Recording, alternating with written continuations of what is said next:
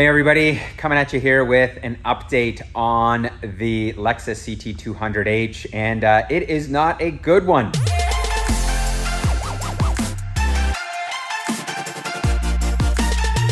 So a few days ago, I started having a little bit of a weird symptom of engine knocking, not on startup, but in like brief occasions after the car's been sitting for a while. Otherwise, the car has run flawlessly, no issues. It still gets good gas mileage, like just performs as it should. However, after doing a little bit of digging, these cars tend to have issues with their EGR system or a head gasket, which is, I guess, the worst case scenario. And of course, after doing some testing here, I just did a compression test, which turned out to be 180 PSI across all cylinders, but that doesn't tell the whole story because let me show you what I found. So first of all, check out the spark plugs. You can see the 3 cylinders here are all good, and this one here is not looking so hot, which first of all points to a bit of an issue. And after doing the compression test, you can see this is the fitting that was in there, and look what is inside there. I don't know if you guys can make that out, but yes, that is in fact coolant. I also used this little borescope camera to go down into the cylinders and see what they all look like. And I'll post the photos up here. You can see that cylinder number 1 does in fact look wet, which is not a good sign. The other ones are all good. So the last symptom that I did have was a check engine light that came on once about a cylinder 1 misfire, which all this, like all these things do lead to a blown head gasket on cylinder number 1. There's a lot of ideas and hypotheses as to why this happens. I'm not going to go out there and guess because I just don't know these cars well enough. The whole EGR system seems to be a likely culprit. There was a technical service bulletin done on these vehicles to replace the intake manifold and the EGR with an update. So really at this point, I either replace the entire engine, which is not totally or too expensive. It's probably around 2,000 bucks for a motor, but that still doesn't include the labor to do it. And then I don't know, maybe that engine could be on its way out. I don't really want to risk that. So what I think I'm going to do is replace the head gasket. I am not going to do that job because we simply just don't have the time. And here is the Lexus. I am at BR Works and they have torn this thing apart with a little bit of good news and some bad news. So this is Navin from BR Works, and he's the man that's handling this job. So first off, yes, confirmed. Of course, we do have a blown head gasket, right? But if you pull the gasket off, there's really no sign that shows. There's not really much visible signs of it. We put the camera down in before we lifted the head. There was a pool of coolant in cylinder 1. A couple drops on the left side of cylinder 2. Oh, okay, yeah, I didn't see that. Yeah, so right on the edge here, you'll see there's a little bit of coolant as well in the video. The head was done, the head gasket was done previously in 2016 at 104,000. Yeah, that's kind of the crazy thing for me. I didn't even realize that. Done in the 6th month 2016 at 104. The car currently has 244 on it right now. So it's about 140 more with this setup than the first original setup from the dealer. Yeah, and you said, this is a common failure, right? It's a very common issue.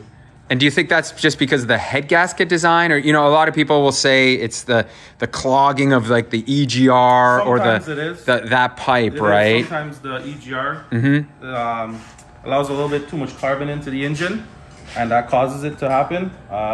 This one wasn't too bad. Yeah, everything looks clean, right? Everything looks pretty clean. The manifold looks clean. The EGR port, the EGR cooler, as well as the exhaust manifold port coming back to the EGR was looking pretty decent. Didn't have too much carbon in it. So yeah, I guess it's just... it just went. That's it. So, well, looks like you've got a little bit of work left here to do. So you're going to put this thing back together. What do you think? Get it going in less than a day or whatever, right? Hopefully before the weekend. Yeah, sweet. Well, thanks, man. I appreciate it. And back at the shop here, I've now been living with this car for, over 2 months with the head gasket fix, and it is running proper. I did speak to a Toyota tech, and he told me to do the EGR update for the ECU, which may prolong the next service of me having to do the head gasket. It's kind of crazy that the first one was done at 104,000 kilometers, and we saw that with the marking on the back of the head. And now it is on to head gasket number 2, which is the third head gasket in this engine's life. So yeah, a little troublesome, but you know what, driving it now, I'm back to feeling that this car is reliable. I've been beating on it with no issues. So the guys did a great job fixing it. The one thing that I didn't get to them quick enough was this, which is a replacement EGR. This is from Dorman, their OE Solutions line. So it is going to fit up just like stock. These do gum up, and that can be a part of the problem why the head gasket goes. So just to be safe, I am going to replace this. And after that, if I really wanted to, you know, be very diligent, there is a EGR cooler that you can also replace. But that mine looked in good condition, so I'm not going to be swapping that out. That is a very expensive part, and can only be found through the OEM world. So you guys can imagine, I think it's like $600. So that I think is going to be it for service or anything like that. Obviously those guys just did the head gasket, so really there's not much to do there. However, I do have another update, and it involves the suspension. For those of you tuning in, these are a set of Fortunato 500 coilovers. I've been running these for almost 2 years now, and it is time to replace them.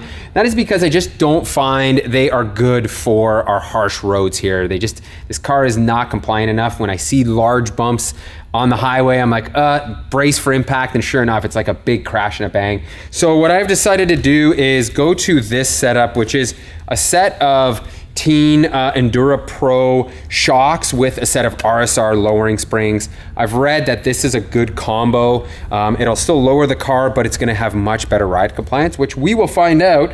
So without further ado, I'm gonna yank these out and swap these in.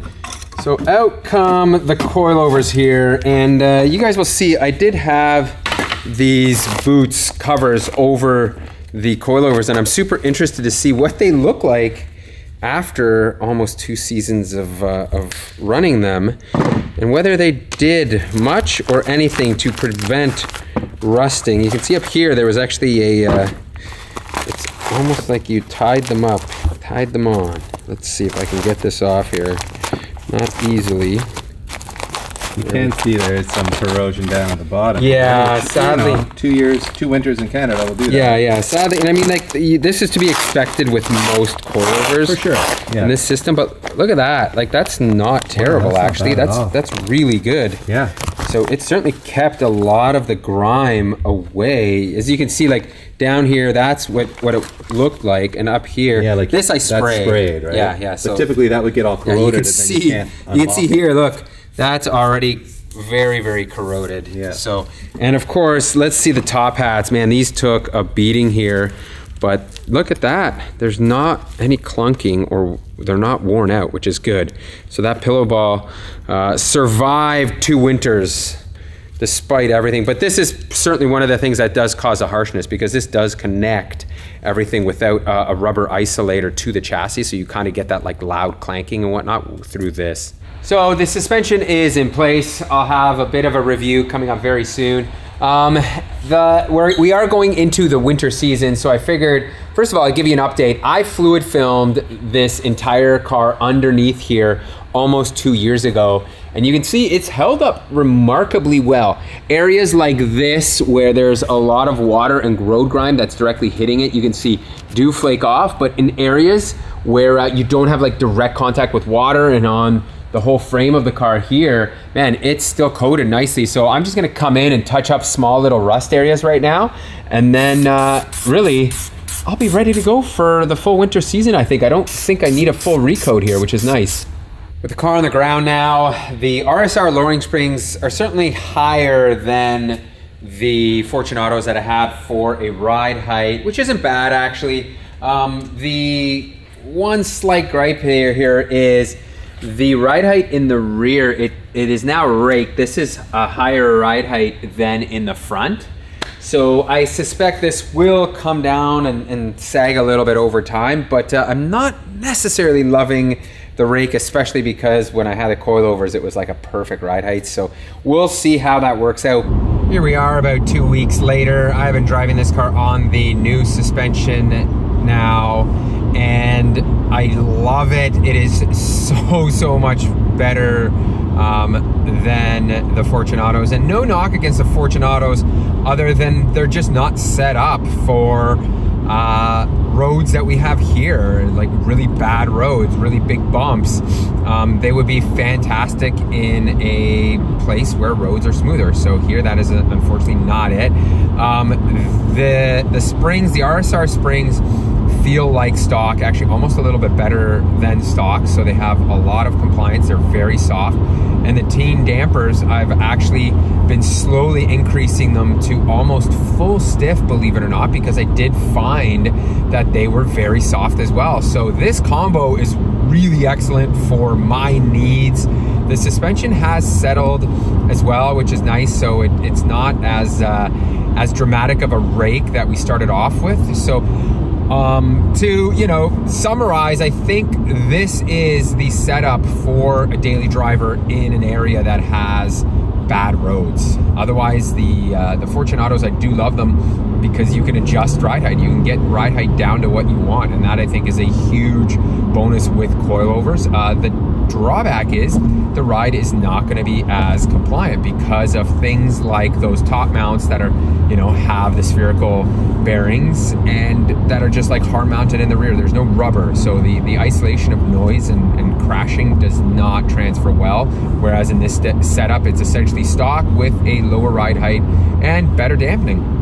One of the last things I wanted to do on this vehicle is upgrade the audio and multimedia system to a CarPlay setup. And as you can see, I have essentially the entire center console tore apart here, and that is because I'm installing this Grom Audio V-Line unit. And what this does is essentially, I think it piggybacks into the display system and the audio ECU and allows you to have CarPlay in it while still retaining a ton of Lexus functions, which is really what drew me towards it rather than just replacing it with another head unit. The downside is, as you can see, it's quite labor intensive to install. You do have to, I had to yank the entire screen out here, which was quite a bit of work. You can see this is out, all of this is out, this all has to come apart. So at this point, what I have to do is just run some wires, plug it in, and then I'm gonna see if it works. The other downside is it's fairly expensive. Like this costs, I think it's almost $600. So it's not cheap, but for what you get, you still get the Lexus interface with Apple CarPlay and all that stuff. Should be really good. So let me get everything plugged in. We'll fire this up and show you what it looks like. Just confirming that everything works here. It is hooked up, and man, I had to tear even more apart to get at this little receiver here, this ECU, to plug it in, but it's all worth it. You can see I do have Apple CarPlay here now.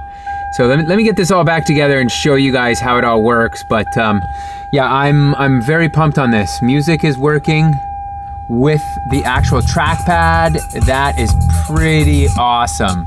All right, an hour later, and everything is back together. And as you can see, we have a working CarPlay here, which I am mega pumped on.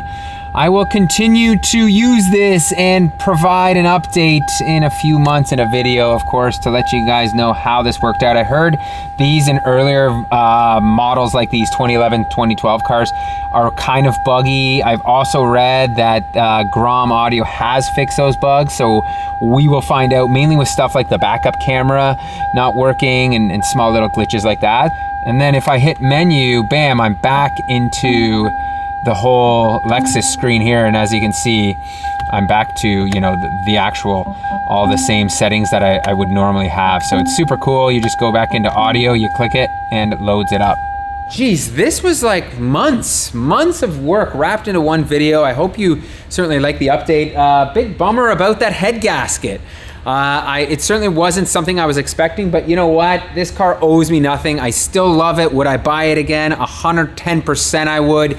Is there a way to mitigate the head gasket from blowing up? I don't know. Some people, EGR, do the deep clean, run premium. There's so many theories on how to, deal with that whole head gasket thing. But to me, for the $2,000 that I paid to have it fixed, it's certainly worth it. This car is so reliable. It is so comfortable. It's a great daily driver, gets great gas mileage. Now it's comfortable again with the lowering springs and shocks from Tane there. And most of all, it's actually a practical vehicle. Like, I can haul a ton of stuff to and from the shop, this being a hatchback. As you guys can see, the ride height has leveled out quite a bit. It's come down, especially in the rear too. It's much more of a less pronounced rake than it was before, which I certainly do like. And you guys have noticed I have gone back to the stock wheels here with a set of VikingContact 7s from Continental, our go-to snow tires. These are fantastic. If you haven't heard us say it, I love these tires. They don't feel soft. To me, they're like the performance tire of snow tires. I absolutely love them. And I still do have that spacer on here. You can see it kind of brought the whole wheel setup out considerably, which, you know, gives this car a little bit of a meaner look. Usually these are really sunken in, but now, especially the rear too, you can see it's just come out to the point where it's almost flush and looks really, really good. That's gonna be it, guys. Tune into the next one. I will certainly come back with an update in the next 6 months, maybe 3 months, or earlier if something goes wrong again.